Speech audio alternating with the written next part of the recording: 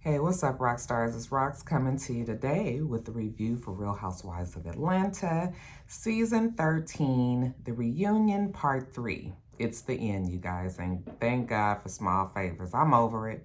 We just gonna keep on arguing about the same things, you guys. Before we get to the review, I hope all the mothers out there had a great Mother's Day. I did have a nice Mother's Day, but I was kind of sad that I did miss my mom. Some years, it's good Mother's Days, and then other years it's not. So this was one of those ones. But it was nice. I got some nice gifts, and we went out and had a nice time and ate, drank, and was merry. So hopefully all the mothers out there also enjoyed their day. Now, I'm going to just go on and say this before I even get started. Y'all come waking me up this morning with some fool of fucking niggardry saying that Porsha supposedly is having an affair, or I guess it's not an affair any longer because Fallon is getting a divorce, but supposedly Porsha's supposed to be seeing Fallon's husband, soon-to-be ex-husband. I refuse to believe it until I hear more evidence, but that is what the streets are saying, you guys, and all I can say is if it is indeed true, this is going to be bad. She's going to lose a lot of fans, including me. One thing I really don't like is for women to go and be with the friends, their friends' exes. That's one thing that I just can't get with, you guys. And hopefully this is not true. Out of all the men that's in the world, I would hope that Porsha would have more sense than that. I mean, I really think that she does. I know a lot of people don't think so, but I mean, we'll just see. I mean, you know, crazier things have happened. Now, on Mother's Day, evidently, there's a picture of her. But the thing is, she's with, Dennis is in the picture as well, but she's in between Dennis and, I don't know what his name is, but Fallon's husband. And she has her hands on Fallon's husband's, you know, chest. And her hands are sort of spread, and she has on this ring. Now, you know how the investigators of the how these social media streets go. You guys are all like, that's not the same ring that the super gave her. And I was just like, well, I mean, you can get more rings. You don't have to get it from a person. You can buy your own rings, or somebody else could have gave it to you. You know, that doesn't really say anything. But I will admit, seeing her hands spread on his chest like that is kind of just a little, but you know, the picture doesn't, I mean, it don't mean anything. But I'm just putting y'all up on it that is what the streets are saying. If it is true, Fallon is going to beat Portia's ass. It's going to be a fight if they get that girl on that show. I almost feel like maybe they may be trying to build up a storyline, because that's also very possible. You know, sometimes you'll try to build a storyline. They'll get all of this speculation going during the summer break and whatever. If we get Fallon on the show, and then Porsha and Fallon will be, you know, trying to tackle this rumor that Porsha is seeing the husband. So it could be true, it could not be true, or it could be them trying to play us so that Fallon can get on the show and there can be some sort of story. So like I said, we'll have to see. We'll have to see, but just wanted to let you guys know that them streets is talking. Now, the reunion, it ain't even that exciting, y'all. So I gave y'all the excitement already. So let me just, child, let's get to this review. They still talking about the party in South Carolina. And the viewers had written in and was asking all of these obvious questions, the same questions that we were asking when it was indeed going down, which was, why would you still do these things knowing that you film a reality show and that things could go left if, you know, even though you said the cameras were down, I mean, they're still up. And, you know, why would you do this? Why would you even let your guards down? Why was Kenya running her mouth so much when it was obvious that they wanted this party to be off of the record? And then, of course, my favorite was, why didn't Kandi stop Kenya from running her mouth? Kandi was just like, well, I don't think anybody knows this, but Kenya is her own woman. I can't stop Kenya from saying anything. And we already know that is true. Yeah, you can't stop Kenya. And Kenya was already on a mission. Porsha said, we figured that Porsha said, We figured that we had already wrapped. And not only that, but when the cameras are running, obviously Bolo can't show his member. You know, he couldn't touch the castmates. So we figured we wanted to just have a real bachelorette party with Cynthia. So that's why everybody's guards was down. On top of that, everybody was drinking a whole lot. Kenya says she don't understand why everybody's so up in arms because everybody was already talking. Remember, we saw Drew talking to Cynthia about it. And I guess Marlo and Candy had talked about it. So people were talking. Kenya wasn't the one who was bringing it up, but Kenya was the one who was keeping it going. Even if it had just ended after that trip, that would have been one thing, but Kenya brought it back to Atlanta and would not let that shit go. Andy says that the girls do have a right to explore their sexuality if they want to have a good time with Bolo. You know, what does it hurt? And Kenya says, you're right. They absolutely have a right to do that. And I have a right to exploit what they did on a nationally syndicated reality show. Because they did what they did in the reality show Cast House. All right. If they did that at home, that would have been fine. If they would have did that at a hotel and we weren't around, the cameras weren't around, then that would have been fine. But if you're going to do it in the house where they're filming a show, then I'm going to exploit it. I guess. Well, then you guys, the bomb drops and Marlo finally throws Candy under the bus. And it was too bad because you could tell that Candy was trying to stay out of it. Candy, you know I love you to death, but I'm gonna have to keep everything 100. Candy told me that she heard everything the next morning. Candy was just like, wait a minute. You know, she knew that it was coming and, you know, Porsha was sitting over there shaking her head and I was just like, Marlo. I guess it was really important for Marlo to just prove that she wasn't lying, but we never really thought Marlo was lying. We was just like, we don't care if Porsha did sleep with the man because at the time she wasn't even seeing anybody. If that's what she wanted to do, fine. Like, I still don't understand what was this bone about. And no, I didn't watch a Candy speak on it. You guys said that it explains a whole lot. I'm just going to take you guys' word for it. But still, at the end of the day, why does it matter this much? And then Marlo says, wait a minute, Andy, why are we here? Why are we here? Why does the place look like this? And they were like, because, you know, of the night in South Carolina, you know, we planned on it because it was fun. And she was just like, no, because Porsha lied. And then I was just like, oh, Lord, here we go. Really, are we about to bring this up? Because you guys know how hard it is for Candy to finally forgive. And she's looked like she had made it to that point. And now you guys trying to take the girl back. So then we start talking about the whole sex dungeon and how Porsha lied. And Kenya shaking her head like, yes, Porsha is a liar because Porsha lied about that. And, you know, Kenya said Porsha lies about a lot of things. Kenya says Porsha lies about a lot of things. And Porsha was just, shut up! Kenya says Porsha lies about a lot of things, and Porsha was just like, you lie about your marriage. You lie about a lot of stuff too, Kenya.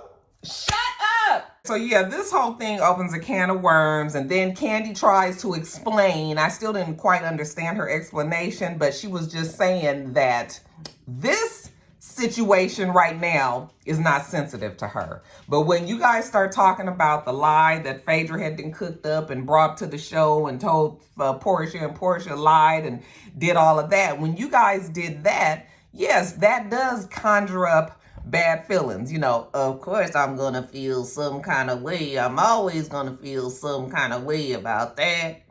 But, you know, like I said, Candy has tried to move on. I felt like she's finally made a real effort because at first she didn't really seem like she was.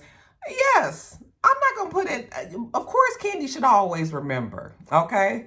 Because you always got to be, you got to stay ahead of your enemies, all right? And sometimes you got to be, you know, some of your friends, so-called friends, you got to be keeping your good eye on as well.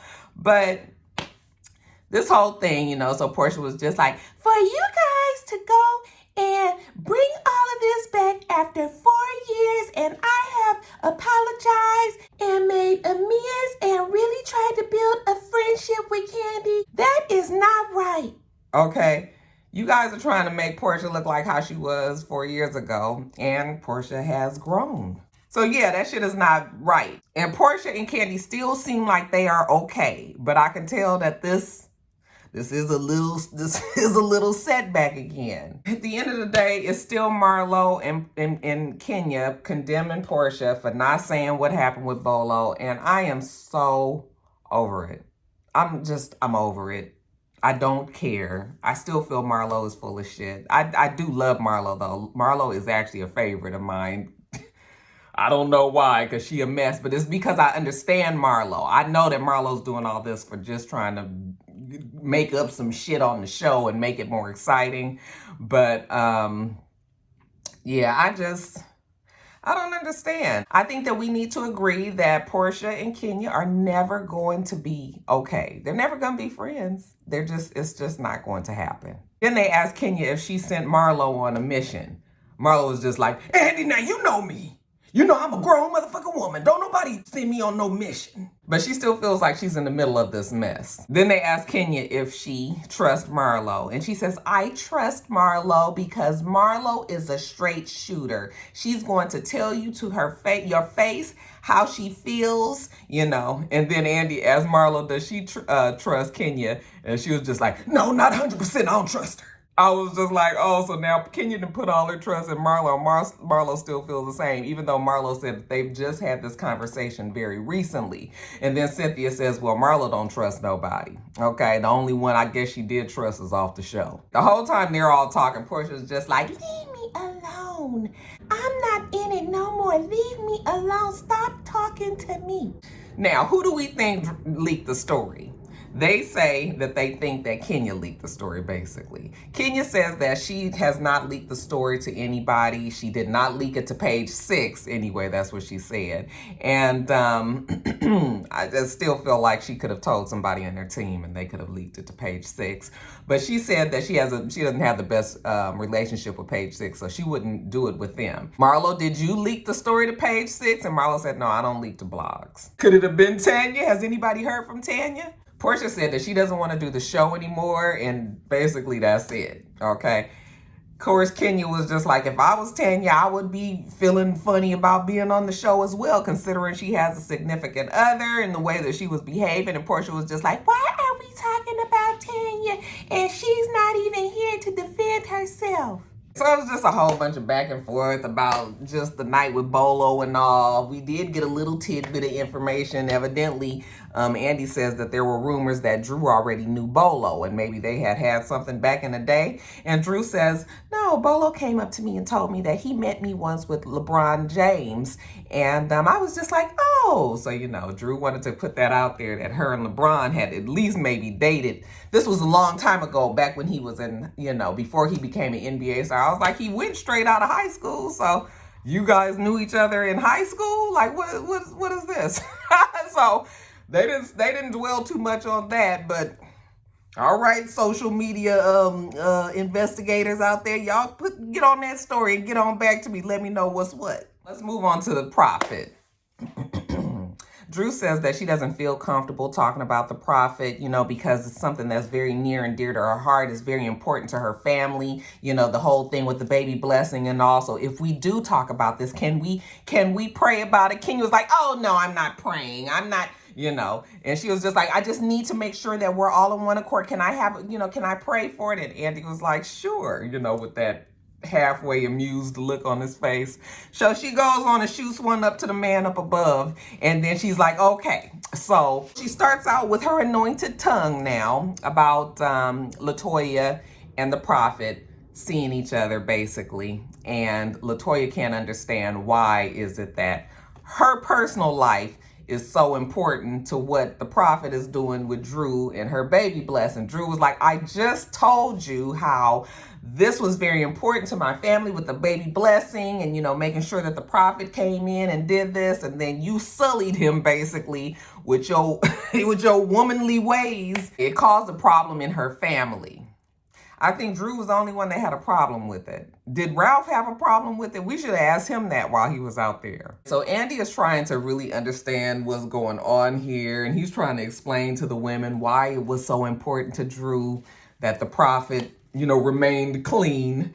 Candy, why were you so mad about the recording? I hate when people try to use religion to try to explain away something instead of just saying he's a man that might have just been attracted to LaToya. Candy don't see what the problem is, especially if the man was single. But maybe prophets ain't supposed to, I ain't up on my prophet game. But maybe they ain't supposed to be dating. I mean, I guess they are supposed to be, because wasn't he engaged? So he could be dating. So I think the fact that Drew just don't like LaToya, because if the man said he was single, we ain't heard from the fiance, have we? If he say he's single, then why is Drew going through all of this? Drew said that she had her proof on the tape.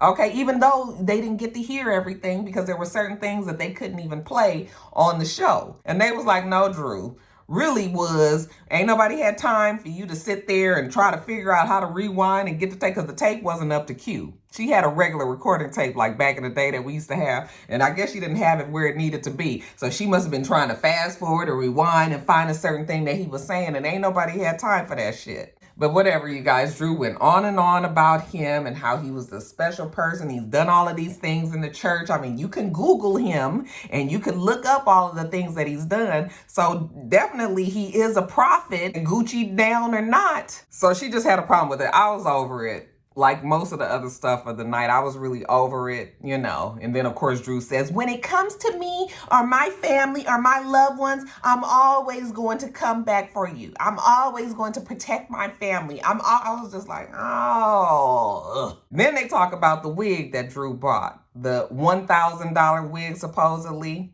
And the girls did not like that. I mean, they really, truly didn't like that. And she was like, I already said to everybody that I apologize. Okay. The gag gift didn't go over well. No, it did not. Because like they tried to explain, we were having this $1,000 gift exchange so everybody could go home feeling like they got something nice. All right. For you to go and bring a gag gift, that's one thing. Bring the gag gift. We can all get a laugh out of that, but then you better have a fucking real $1,000 gift coming right after that. Don't come telling us that you donated some money to an animal shelter, because that means one person is left without a gift. And that's not how this whole thing was supposed to go. So Drew was like, yeah, she understands. She shouldn't have done that. Yeah, she had done pissed everybody off. All right. Now you owe somebody a damn $1,000 gift. So if she does make it back to the show next season, she's going to have to do better. Now let's jump on over to Kenya and Porsha. Didn't we just say that we're going to agree that these two are never going to like each other ever, okay? We did get that one moment last season when the two of them just had the baby, and Kenya was having that presentation party for little baby Brooklyn, and they sat in that back room and they had a little conversation. Kenya said they actually did have a moment. They even had a moment off camera where she talked to Porsha about some things, and that she actually told her that she hadn't even told Cynthia or anybody else on the show. So there was some times where there were some genuine moments. But then when Kenya got upset was when we were all laughing about Ken. Remember when they had the bowling party? First of all, Kenya didn't even want to do that. But when Kenya got to the bowling party, everybody was all surprised at the way that she acted around Mark, how he was able to kind of keep her in check. She was able to she was way more docile, way more, yes, my love type woman to her man, instead of the Kenya that we all knew and loved, right? So everybody thought that it was funny, They was like, Candy was just like, Mark do not play. He say something to Kenya and she listens. Okay, and they were all laughing about it. But for whatever reason, Kenya was only mad at Porsha, even though clearly it was Candy as well. Okay, now, really, maybe one day when she's out of her feelings about what goes on with Mark, she'll understand that anybody was going to feel that way because we're used to Kenya being a certain way. Even her own friends probably is just like, girl, you was something else when you with Mark. I'm sure everybody has told her that before. But for whatever reason, she just mad at at Porsha for saying that. Everybody was saying it. Everybody was saying it. And Porsha explained it good enough that says that even though them two can get to these points where they do have these moments, it's always the back and forth because basically nobody trusts each other. So the one time one says something or the other person says something to disappoint or offend the other one, instead of you just laughing it off as shade, your immediate feelings get pulled in and now you just ready to react. That is how Kenya is. But it's very interesting that she's able to forgive Marlo so completely already, to the point where she's telling Andy that she trusts him. Okay, now you done did it with Marlo. Why can't you seem to get past it with Porsha? That's why I said, let's just agree that Porsha and Kenya, they just not going to like each other. And honestly, it's better for the show that they don't like each other, because there's always going to be, at least be, that storyline coming, that those two just, they can always come up with some sort of fight to save the season. While they're in the middle of talking, Shamia finally says she wants to get in. You know what, Andy, can I say something? Andy says Shamia has a question. I would like to let her ask her question. And Shamia says, well, I just feel like this is church. And you know how when they say, if all minds are clear, okay, well then I feel like this is the time where she should be able to say that she doesn't like the fact that people call her Porsha's lapdog. Yes, she's Porsha's good friend, and yes, she is loyal to Porsha, but she's a grown-ass woman, and she makes her own decisions. She says what she wants to say, and everybody was just like, girl. I've never really felt like Shamia was a lapdog, but I do feel like sometimes Shamia just really goes for real. She be caping hard, but I don't feel like she was the same as how maybe like the way Cynthia was with Nene. No.